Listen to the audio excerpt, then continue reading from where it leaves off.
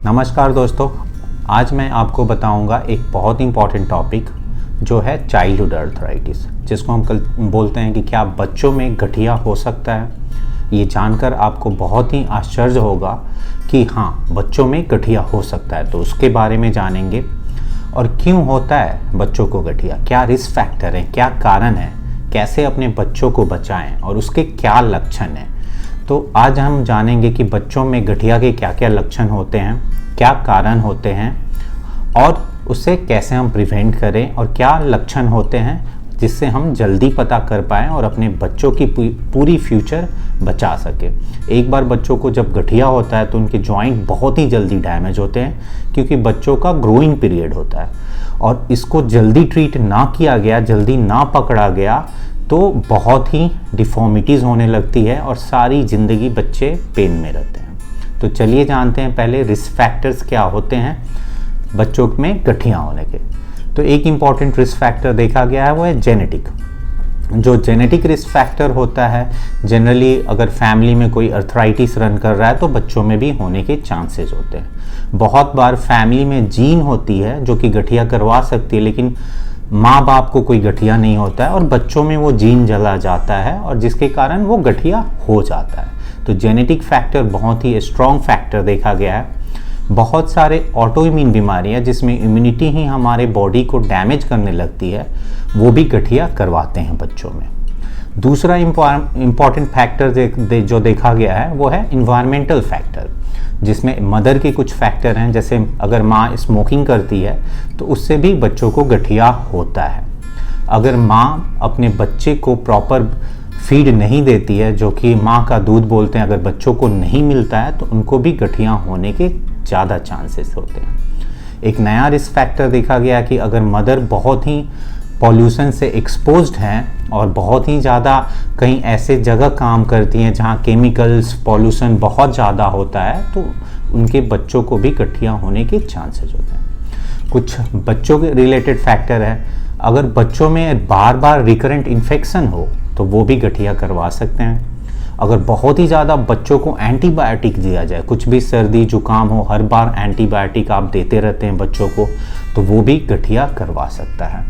कुछ फैक्टर देखे गए हैं ट्रॉमा, अगर बच्चों को कहीं चोट लग जाए तो उससे भी गठिया हो सकता है। कुछ बच्चों में देखे गए हैं कि ग्लूटेन इंटॉलरेंस, ग्लूटेन एक प्रोटीन होता है हमारे डाइट में, अगर कुछ बच्चों को टॉलरेट नहीं होता है, उससे बार बार लूज मोशन और या पेट में दर्द होता है, तो वो भी गठिया का एक रीज़न बन सकता है। तो अब जानते हैं कि गठिया बच्चों में किसे बोलते हैं। अगर किसी भी बच्चे के जॉइंट में आइदर एक जॉइंट हो या बहुत सारे जॉइंट में दर्द या सूजन हो जो कि 6 हफ्ते से ज़्यादा हो, या बच्चा लंगड़ कर चल रहा हो या अच्छे से चल नहीं पा रहा हो, तो गठिया होने के हाई चांसेस होते हैं। तो कोई भी बच्चा जो कि जिसकी एज 16 साल से कम हो, 6 हफ्ते से ज़्यादा जोड़ों में दर्द या सूजन हो, तो कभी भी इग्नोर ना करें। ये एक बच्चों की गठिया होने का लक्षण हो सकता है। बहुत बार होता है कि बच्चों में जोड़ों में कोई प्रॉब्लम नहीं होता, उनको फीवर होते रहता है 2 हफ्ते 4 हफ्ते तक, हमेशा बुखार हाई ग्रेड 102 103 104 ऐसे फीवर होते हैं, बॉडी में कुछ रैश हो सकते हैं, तो वो भी एक गठिया और ऑटोइम्यून बीमारी का लक्षण हो सकता है। कभी कभी बच्चे पेन कंप्लेन नहीं करते हैं लेकिन वो चल नहीं पाते हैं, या लंगड़ कर चलते हैं, या उनकी जो चाल होती है वो एबनॉर्मल हो जाती है, या खेल नहीं पाते हैं, बच्चे तुरंत थक जाते हैं, टायर्डनेस होता है, या फिर कुछ भी दौड़ते ही नहीं है, वो अपने आप को अपने घर में बंद कर लेते हैं, तो वो भी एक गठिया का कारण हो सकता है, जो कि जोड़ों में सूजन और दर्द के कारण बच्चे खेलते ही नहीं हैं। तो ये सब सारे अगर लक्षण या कोई भी एक लक्षण हो जिसमें बच्चों के जोड़ों में दर्द हो, सूजन हो, स्टीफनेस हो, चलने में दिक्कत, खेलने में दिक्कत आए क्योंकि जॉइंट प्रॉपरली दौड़ ना पाए, तो ये गठिया का लक्षण हो सकता है। अगर ऐसा कोई भी सिम्टम अपने बच्चे में आपको दिखे तो इसे इग्नोर ना करें और रूमेटोलॉजिस्ट को ज़रूर दिखाएं, क्योंकि इवन डॉक्टरों को भी नहीं पता होती है, जो नॉर्मल फिजिशियन या जो नॉर्मल ऑर्थोपेडिशियंस या कुछ भी जो कि गठिया के एक्सपर्ट नहीं है, उनको नहीं पता होता कि बच्चों में भी गठिया हो सकता है।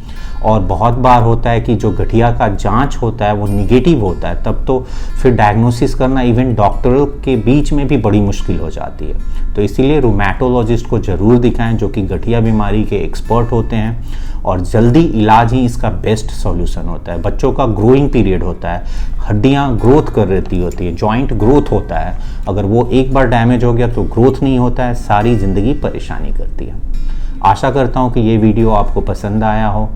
अगर ये वीडियो पसंद आया हो तो कृपया शेयर करें, लाइक करें, कमेंट करें, और जो भी बच्चों से रिलेटेड गठिया के बारे में आपको क्वेश्चन पूछना है तो कमेंट सेक्शन में जाके मुझे मैसेज कर सकते हैं।